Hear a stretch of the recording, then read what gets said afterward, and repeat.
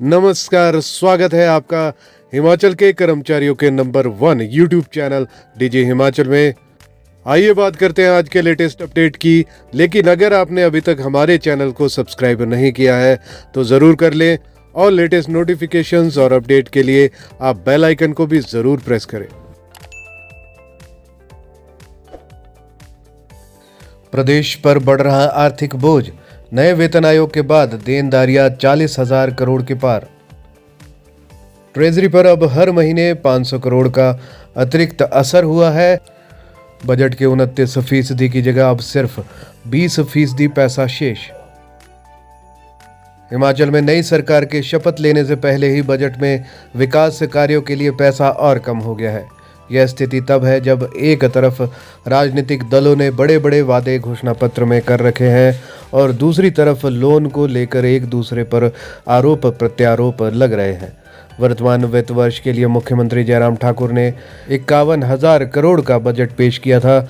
इसमें प्रतिबद्ध देनदारियां हटा दे तो विकास कार्यों के लिए 29% पैसा बच जाता था, यानी बजट के करीब 14,790 करोड़ विकास कार्यों के लिए थे।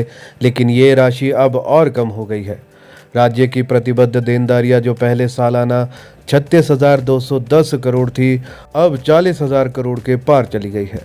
इसकी सबसे बड़ी वजह यह है कि नए वेतन आयोग से देनदारियां बढ़ गई है। राज्य सरकार ने कर्मचारियों और पेंशनरों को 2016 से नया पे कमीशन दिया है और इसका इम्पैक्ट अब तक सरकारी कोषागार पर हर महीने लगभग 500 करोड़ के अतिरिक्त खर्चे के साथ आ गया है। हालांकि अभी 2016 के बाद रिटायर हुए कर्मचारियों की फिक्सेशन फंसी हुई है और यूजीसी स्केल का इम्पैक्ट ट्रेजरी में नहीं आया है।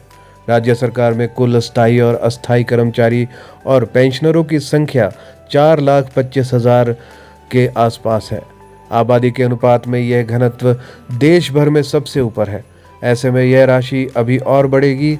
पिछले वित्त वर्ष तक सरकारी कर्मचारियों के वेतन और पेंशन पर हर महीने करीब 1,500 करोड़ खर्च होते थे, जो अब बढ़कर 2,083 करोड़ हो गए हैं। इसका अर्थ ये हुआ कि अब कुल बजट में से 20% के आसपास पैसा ही कैपिटल वर्क्स के लिए होगा। राज्य सरकार की प्रतिबद्ध देनदारियों में कुल 5 तरह के खर्चे हैं, इनमें बचा नहीं जा सकता। कर्मचारियों के वेतन पेंशन के अलावा लोन की रीपेमेंट और लोन का ब्याज अलग से हर साल भरना होता है। राशन डिपो से लेकर बिजली पानी के बिलों पर दी जा रही सब्सिडी 2,000 करोड़ के आसपास है, जबकि अस्थायी नियुक्तियों के लिए ग्रांट इन एड 1,500 करोड़ अलग से दी जाती है।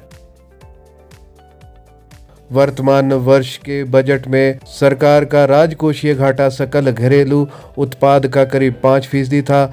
अगले बजट में अब यह और बढ़ेगा। राज्य का अपना रेवेन्यू 14,000 करोड़ के आसपास है, जिसमें आबकारी से लेकर फॉरेस्ट रेवेन्यू और बिजली उत्पादन की रॉयल्टी भी शामिल है। लेकिन इन मदों में ज़्यादा कमाई नहीं हो सकती। ऐसे में 8 दिसंबर को चुनकर आने वाली नई सरकार के लिए राज्य के वित्तीय प्रबंधन को संभालना सबसे बड़ी चुनौती होगी।